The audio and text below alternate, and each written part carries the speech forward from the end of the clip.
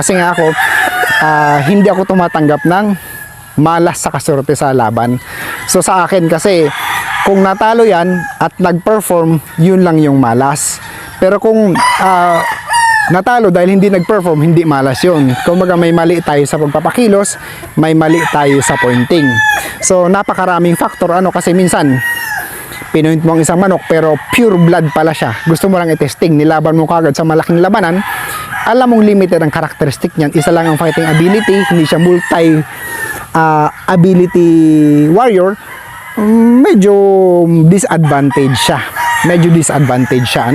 Kaya kumbaga, yung mga pure na bruise ko, ginagamit ko lang din siya sa mga hindi gaanong mabibigat na labanan. And ang mga crosses, definitely yun ang gagamitin natin.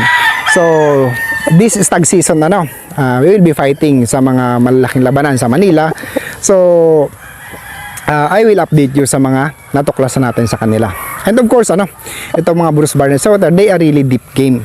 So kahit na may sugat na sila, formal pa rin, hindi nararatel, hindi naghahabol para humabhab, para tumuka, para pumalo. So sila, kumbaga, kahit tamaan mo sila ng fatal, formal pa rin silang papalo, gagantihan ka pa rin nila. Pero pag talagang wala na, nag-blackout ng oxygen sa utak ng manok, titingala na lang siya or susubsub na lang, patay na.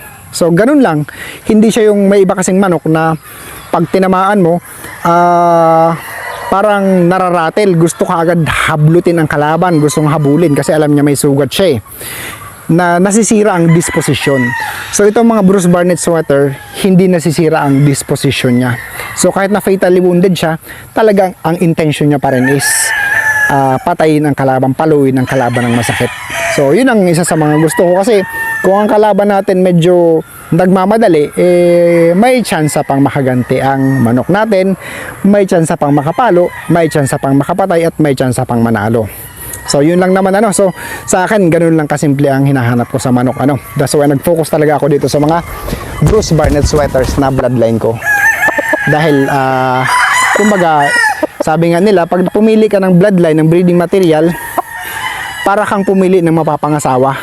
Para kang pumipili ng mapapangasawa. Dadalhin mo yan habang buhay sa farm mo. Kaya as much as possible, choose well, select well, hanapin mo kung ano ba talaga ang character na gusto mo sa manok tayan. Hindi lang yung tipong nag-champion, hindi lang yung tipong sinabi ng kaibigan, hindi lang yung tipong isang beses mo nakita na sobrang galing, hindi lang yun. So kumbaga, you have to observe track record, you have to observe the consistency ng panalo ng isang breeder, the consistency ng sparring, yung consistency ng hitsura ng manok niya, at the same time, yung consistency ng pagbe-breed niya. So yun lang guys, maraming salamat sa inyong lahat. Mas makakusulit ito ng Team Logis.